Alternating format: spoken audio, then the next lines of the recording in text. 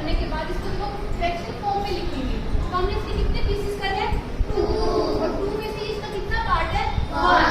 तो ये इसका क्या बन जाएगा? 1/2। इसको हम क्या बोलते हैं? हाफ। और इस 1/2 का मतलब क्या है? हमने अपनी जो शेप थी सर्कल, इसके 2 पार्ट्स, इक्वल पार्ट्स, जो हमारे क्या होते हैं इसके होल पार्ट, 2 होल पार्ट्स थे, इनमें से जो इसका ये 1 पार्ट होता है, ये इसका ये होता है हमारा होल, और ये क्या होता है इसका पार्ट। यानी कि 2 होल पार्ट में से हमने इसका क्या लिया? 1 पार्ट लिया।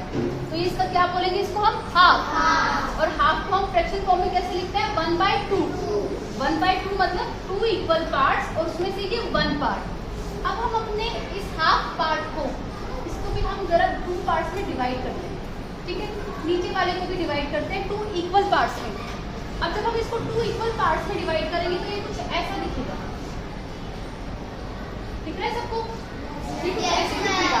तो जब हमने इसको 2 इक्वल पार्ट्स में डिवाइड कर, देखो अब इसके कितने पीसेस बन गए? 1 2 3 4। कितने पीसेस बन गए? 4।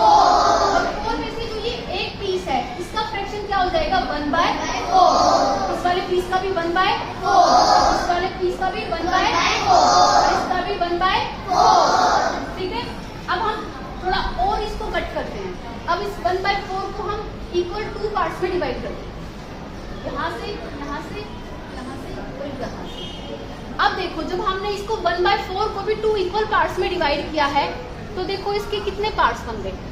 1 2 3 4 5 6 7 8। अब कितने पार्ट्स बन गए इसके? 8। और 8 पार्ट्स में से जो ये एक पार्ट है, इसका फ्रैक्शन क्या हो जाएगा हमारा? 1/8। तो इसका मतलब है हमारी जो शेप है, इसके टोटल कितने पार्ट्स हैं? 8। और 8 पार्ट्स में से इस वाले पार्ट का फ्रैक्शन क्या हो जाएगा? 1/8।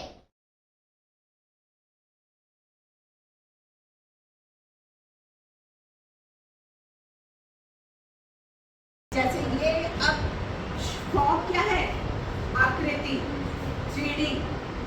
जैसे स्क्वायर जो है वो 2D है, उसमें सिर्फ लंबाई और चौड़ाई नजर आ रही है। लेकिन अगर हम बॉक्स देखते हैं तो इसमें आपको लंबाई, चौड़ाई और मोटाई सब नजर आ रही है ना? लंबाई भी नजर आ रही है, चौड़ाई भी और ऊंचाई भी नजर आ रही है। 3 डायमेंशन।